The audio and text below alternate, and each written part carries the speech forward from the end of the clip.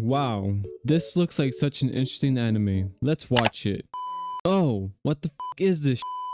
So my fiance and I wanted to watch an anime last weekend at night, and it was one of the most unsettling anime we have ever watched in our entire lives. We had absolutely no idea what we were getting into when we clicked on this anime that fateful night. The Summer Hikaru Died is a psychological horror anime that follows Yoshiki and Hikaru. One day, Yoshiki and Hikaru venture off into the mountains near their hometown, except these mountains have something lurking in them that is cursed. Yoshiki loses Hikaru in the woods that day. After struggling to find him, he eventually is found. 6 months later, after this scare, Yoshiki is outside a convenience store with Hikaru. But Yoshiki asks Hikaru a question that leaves the viewer perplexed. You're not really Hikaru, are you? That single moment changes the entire anime in less than 5 minutes, and it makes you feel anxious and unraveled in a way I rarely ever feel. So, what was the answer, you may be asking? It was a no. We see a freakish scene of what looks like Hikaru having something coming out of him, and he tells Yoshiki to not tell anyone or he will kill him. Yoshiki's voice actor definitely needs a fucking raise because him freaking out and crashing out is amazing. But in a state of shock, mourning his best friend and being confronted by something that looks like his friend but isn't, he accepts him. And this is the single worst mistake a character has ever done in fiction. This decision was something I did not think was gonna happen, because in my personal opinion, I would probably lie to the monster and then not gone through with this. But it's so understandable.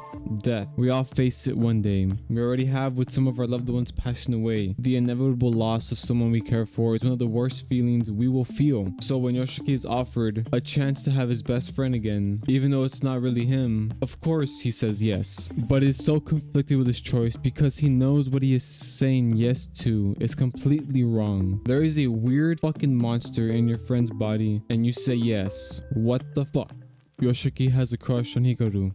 Oh.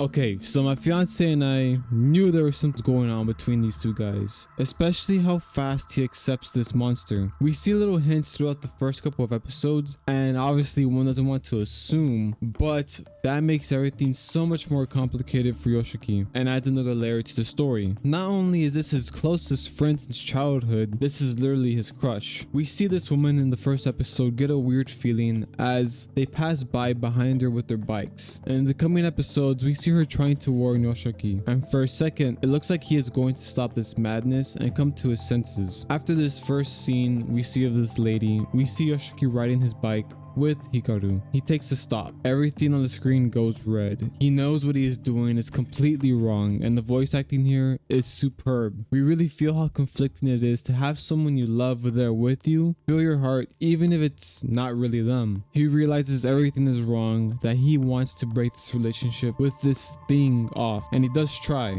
But then we get into that scene that is very, very disturbing. We see Yoshiki gets like assaulted by this monster because the monster is getting pushed away from him, the one person who knows him. So of course this monster is gonna get really upset, which made me think finally Yoshiki is coming to his senses. But this couldn't have been further from the truth, as we later see in this episode. We see that Yoshiki was able to notice that this was not his friend from the very beginning because of the way he was acting. I bring this up because the ending of episode 3 just puts a sick feeling in your stomach. We see Yoshiki forgive this monster for assaulting him, but the way he does this is so uncomfortable. In a way, it feels like he's babying this thing and also wanting to try and change him. He says something about him having to learn a lot, which makes it seem like Yoshiki is going to make him be what he wants him to be. It is not a fucking great ending to the episode at all, and I was totally disturbed. If anything, Yoshiki just digs himself deeper into his grave. One of the things I want to talk about that I saved for last is the thing that we know nothing of. The viewer knows nothing about this, and it's the fact that there is someone from an organization trying to hunt this thing down. The locals of this town seem to know something was wrong with this mountain. They know something was there, and they now know that this thing thing in the mountain has moved into their town because of a murder incident that happens in the first episode. The locals seem to have hired someone to get rid of this thing from an organization that specifies on getting rid of monsters. I don't fucking know.